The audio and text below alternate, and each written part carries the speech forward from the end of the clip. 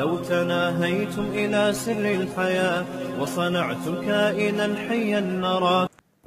مفتی صاحب میری امی کا انتقال 23 اگست 2004 کو ہوا. دعا کروا دل سے دعا ہے جی اللہ تعالیٰ آپ کی والدہ کی مغفرت فرمائے اور آپ سب کو صبر جمیل کی توفیق عطا فرمائے. میری امی کا انتقال جمعے کے دن ہوا اور امی نے 2 مرتبہ کلمہ بھی پڑھا تھا. وفات ہونے سے پہلے اس کی کیا فضیلت ہے؟ من کان آخر کلامہ لا الہ الا اللہ دخل الجنہ. نبی صلی اللہ علیہ وسلم نے فرمایا جس کا آخری کلام لا الہ الا اللہ تھا وہ جنت میں داخل ہوگا. لیکن بہرحال علماء نے اس حدیث کی تشریح میں لکھا ہے کہ اس سے وہ مراد ہے جو کبیرہ گناہوں سے بچتا ہو. تو اس طرح کی حدیثوں کا یہ مطلب ہوتا ہے. لیکن بہرحال حدیث کے ظاہری الفاظ یہی ہیں, اللہ کی رحمت سے امید لگائی جا سکتی ہے کہ شاید اللہ تعالیٰ, کیونکہ یہ بھی توفیق بھی ملنا بڑی بات ہے. موت کے وقت جو ہے نا اچھی حالت میں موت ہونا یہ اللہ کی بہت بڑی نعمت ہے. اس سے پناہ مانگا کرو کہ فلم دیکھتے ہوئے یا کوئی الٹا کام کرتے ہوئے موت آ جائے, اس سے پناہ مانگا کرو اللہ تعالیٰ کی. الٹے کام پہ آپ لوگ بہت ہنس رہے ہو, تو جو ہے پناہ مانگا کرو اللہ تعالیٰ کی. تو کوئی اچھے کام پہ نماز پڑھتے ہوئے روزہ رکھتے ہوئے اماں کے پاؤں دباتے ہوئے موت آئے نا ابا اماں کے, تو یہ اچھی موت ہے. مفتی صاحب یہ ہو گیا میرے بھائی وفات. اچھا میں اپنی والدہ سے بہت اٹیچ تھا. میری امی کینسر کی مریضہ تھیں, میں ان کی تمام دیکھ بھال کرتا تھا, کوئی نہیں تھا. مجھے ان کے آخری لمحات یاد آ رہے ہیں. تو یہ والدین کا ٹاپک ایسا ہے نا کہ یہ میرے سامنے چھیڑا ہی نہیں کرو, سمجھ رہے ہو. تو دیکھو یہ اب موت تو ہو گئی, لیکن آپ کے لیے بھی اچھی موت ہے کہ آپ نے والدہ کی خدمت کی آخری عمر میں. تو جب والدہ کی خدمت کی تو مرنا تو تھا ہی نا, تو کتنی اچھی موت ہو گئی کہ آپ کو خدمت کی توفیق مل گئی. خدا نہ خواستہ کوئی جھگڑا ہو جاتا, کوئی اونچ نیچ ہو جاتی, وہ ناراض چلی جاتی ہیں, آپ ساری زندگی ایک غم رہتا. تو جو کام ہو جائے نا اس پہ پھر نہیں غم کرنا چاہیے. اس میں شریعت نے کہا ہے کہ جو ہوا بہتر ہوا, تو بچانے کی پوری کوشش کرنی چاہیے. لیکن موت ہو گئی تو اب اس پہ صبر کرو, بولے یار چلو اب خدمت کا موقع تو مل گیا نا. اسلام میں غم منانا, سوچ کے غمگین ہونا, اس کی کوئی فضیلت نہیں ہے. اسلام میں یہ کہ خوش رہنا سیکھو. ہاں اللہ کی طرف سے کوئی غم آ رہا ہے تو ایک الگ بات ہے. تو اسلام آپ کو غمزدہ دیکھنا پسند نہیں کرتا, اسلام آپ کو خوش رہنا. اسلام کہتا ہے بس ایک غم ہونا چاہیے, وہ کیا ہے؟ آخرت کا. اس کی شریعت میں فضیلت ہے, باقی اپنی زندگی وہ غم لیس بناؤ. آج ایک بندہ آیا, جیسے بعض خواتین آتی ہیں نا, شوہر بہت ٹینشن دے رہا ہوتا ہے, میں ان کو کہتا ہوں شوہر لیس ہو جاؤ فوراً, ٹینشن لینے کا نہیں. میں نے کہا شادی سکون کے لیے کی تھی نا, جب سکون ہی نہیں مل رہا تو میاں لیس, اس کو طلاق مانگو, اس سے کوئی بھی طریقہ اختیار کرو جان چھڑانے کا. تو کیونکہ بھائی اپنے سکون کے لیے کی ہے نا, ٹینشنوں کے لیے تھوڑی. ہاں تھوڑی بہت ٹینشن تو ہر گھر میں ہوتی ہے. اسی طرح ایک بندہ آیا, وہی چماٹ والا نا, ایک چماٹ لگایا تو بیوی نے 4 چماٹ لگا دیے. تو اور پتہ نہیں کیا کیا ہو رہا ہے. آپ لوگ کبھی میرے ساتھ خوشبو لگا کے آؤ, کبھی بیٹھو.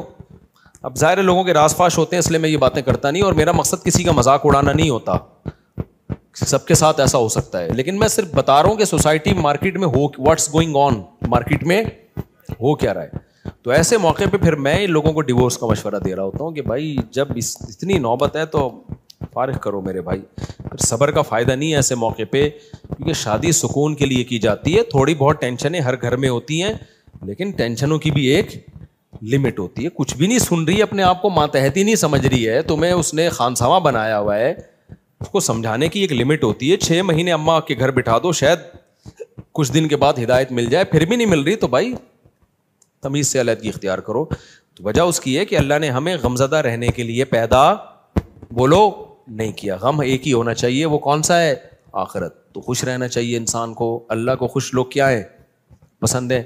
نبی حضرت ابو ہریرہ نے فرمایا کہ نبی صلی اللہ علیہ وسلم نے جب بھی مجھے دیکھا ہے زندگی میں, کبھی ایسا نہیں ہو کہ آپ نے مجھے دیکھا اور مسکرائے نہ ہو.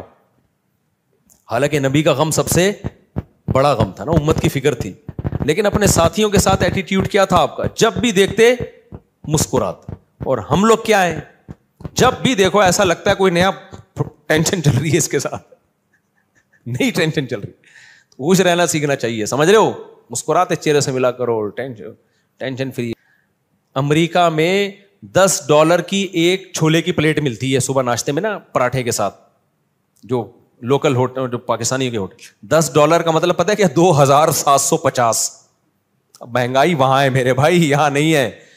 یہاں تو چھولے کی پلیٹ فری میں آ رہی ہوتی ہے, پراٹھا خریدو بعض دفعہ ویسی فری میں ڈال کے دے دیتا ہے, آپ ڈالر پہ ترس رہے ہو تو وہاں خرچہ بھی تو ڈالر میں ہی ہو رہا ہے, سمجھ رہے ہو. تو اس لیے پاکستانی کرنسی میں اگر کما رہے ہو تو کھا بھی کس میں رہے ہو اسی میں, وہاں جاؤ گے تو ڈالر میں کماؤ گے تو کھاؤ گی بھی کس میں. میں جاپان میں جو فاسٹ ٹرین میں بیٹھا ہوں نا, میں یہ زوم آپ کرو انجوائے, اس کا ٹکٹ پتا ہے کتنے کا تھا؟ جب مجھے پتا چلا میرے ہوش اڑ گئے. میں نے کہا ٹانگا گدھا ٹرکشا صحیح ہے میرے بھائی, یہ بس دکھانے کے ہیں. لوگوں کی جائیدادیں بک جاتی ہیں ان ٹرینوں میں, بہت لگژری لوگوں کا کام ہے وہ, بس وہ ڈرائیور ہی بیٹھے اس میں. تو بہت مہنگائی ہے, تو آپ بہت مزے میں ہو. اور وہاں ٹیکس اتنا ہے, آپ کی اگر 40 لاکھ تنخواہ ہے نا, 1 کروڑ آپ کی اگر تنخواہ, ایک مثال دے رہا ہوں تاکہ کیلکولیشن آسان ہو, تو 43 لاکھ روپے ٹیکس میں دینے ہیں آپ نے. یہاں اتنا ٹیکس تھوڑی ہے. پھر لوگ اس پہ خوش ہوتے ہیں ہم ٹیکس دے رہے ہیں لیکن علاج ہمارا فری میں ہے, بچوں کی تعلیم ہماری فری میں. فری میں کہاں ہے؟ 43% تنخواہ کاٹ لی تم سے انہوں نے, اب تمہیں فری میں تھوڑی دے رہے ہیں. آپ کی گورنمنٹ یہاں جتنی مرضی کرپٹ ہے, میں کوئی یہ نہیں کہہ رہا بہت نیک گورنمنٹ, جیسی مرضی ہے, اتنا ٹیکس نہیں ہے میرے بھائی. تنخواہ پوری آ رہی ہے آپ کے پاس تو اس میں آپ اپنے بچوں کی فیس بھر لیتے ہو, وہ اتنی نہیں ہوتی, 43% نہیں ہوتی وہ, سمجھتے ہو, آپ کے سارے خرچے نکل رہے ہوتے ہیں. نہیں آ رہی میرا خیال ہے بات. اور پھر زکاتیں بھی لوگ دے رہے ہوتے ہیں, تھوڑے سے گھننے بن جاؤ اگلا پوری جائیداد نکال کے دے دیتا ہے. یہاں تھوڑا سا گھننا بننا آنا چاہیے, بس یہاں پریکٹس کرو تھوڑی سی. تو اس لیے اتنا ٹینشن والا بات نہیں. ہم کیوں وہاں جا کے فوراً واپس آتے ہیں؟ مزہ ہمیں کہاں آتا ہے؟ بہت اچھے کنٹری ہیں, امریکہ بہت اچھا ہے, جاپان بہت اچھا ہے, مزہ ہمیں کراچی میں ہی آتا ہے. اور یہ جو میں نے ابھی بیان میں کہا نا کہ خاموش, بالکل خاموش, یہ 4 دن خاموشی اچھی لگتی ہے, اس کے بعد کاٹنے لگتی ہے. یہاں ریلیشن ہے, آبادی ہے, ایک بندہ پنجاب والا ملے گا, ایک پشتو والا ملے گا, ایک بلوچی ملے گا, ایک فلانا, ایک میکینک ملے گا, ایک فلانا ملے گا, ایک ڈاکٹر ملے گا, ایک سائنٹسٹ ملے گا, ایک سیاستدان ملے گا. ہر آدمی ہوٹل میں بیٹھ کے ایسے لگے گا یہاں سارے ہی پہنچے ہوئے لوگ ہیں, گپ شپ کا ماحول ہے. یہ سب کچھ وہاں پر نہیں ہے. خاموشی خاموشی خاموشی. ابے 4 دن تک خاموشی اچھی لگتی ہے, اس کے بعد میں نے کہا یار کوئی تھڑے نہیں ہے یہاں پہ, کوئی تھڑے ہوں یہاں پہ, کوئی بیٹھے ہوئے ہوں, کوئی بیٹھک ہو, کوئی گپ شپ ہو نا, ختم.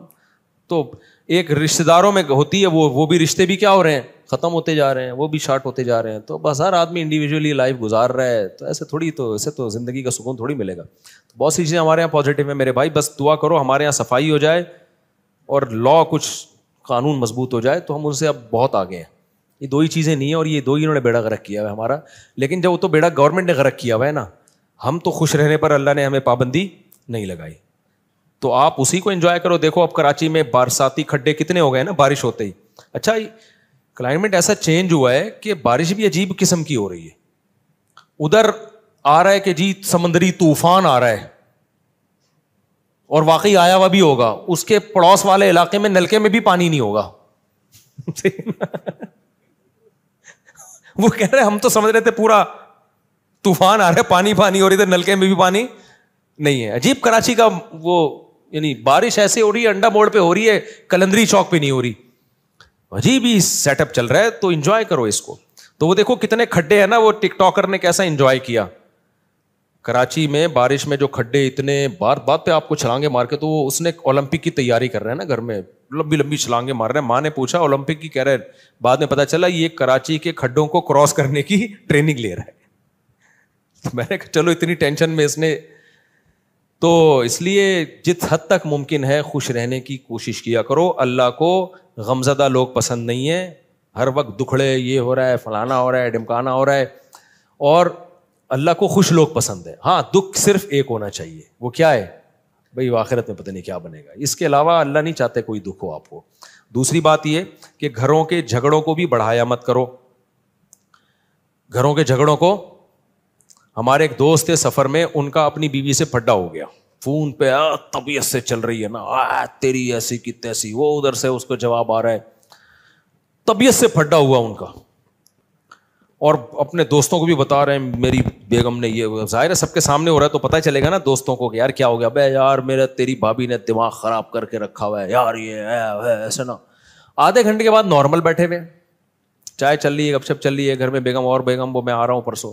وہ دوست نے پوچھا ابے آدھے گھنٹے پہلے تو ایسا لگ رہا تھا کہ طلاق ہو جائے گی تم دونوں میں, ابھی تھوڑی دیر میں ایسا لگ رہا ہے کہ کوئی مسئلہ ہی نہیں ہے. تو اس نے کہا یار میری عادت ہے 15-20 منٹ کے بعد پھڈے کو میں بھول جاتا ہوں, ٹھیک ہے نا, فنش.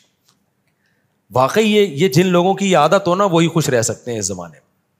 اور جو ناک پہ مکھی بٹھا کے رکھتے ہیں نا اور دل میں لے کے بیٹھ گئے اس نے یہ کیوں بولا تھا, ابے بھائی جو بولا تھا بول دیا, ختم کر, جب سنا دیا اس نے بھی سنا دی, اس نے بھی سنا دی, ختم, قصہ ختم, چلو بھائی دوبارہ سے جیسے انجوائے کرو لائف. اور لوگ کہتے ہیں بھی تنبیہ تو ہوئی نہیں, نہ جب یہ پھڈا ہوتا ہے نا اگلے کو خود تھوڑی سی تنبیہ ہو جاتی ہے. آئندہ وہ بولنے سے پہلے اس کو بھی پتا ہے, آپ کو بھی پتا ہے کہ میں یہ بولوں گا اس کی دکھتی رکھ پہ پاؤں رکھ دوں گا میں, وہ یہ بولے گی تو میرے کھوپڑی گھومے گی. تو دونوں تھوڑا تھوڑا ایک دوسرے کی کھوپڑی کا احترام آہستہ آہستہ شروع کر دیتے ہیں. خود ہی شادی شدہ آدمی کی زندگی ایک مینجمنٹ خود بخود آ جاتی ہے. ہوا و حرص والا دل بدل دے, میرا غفلت میں ڈوبا دل بدل دے.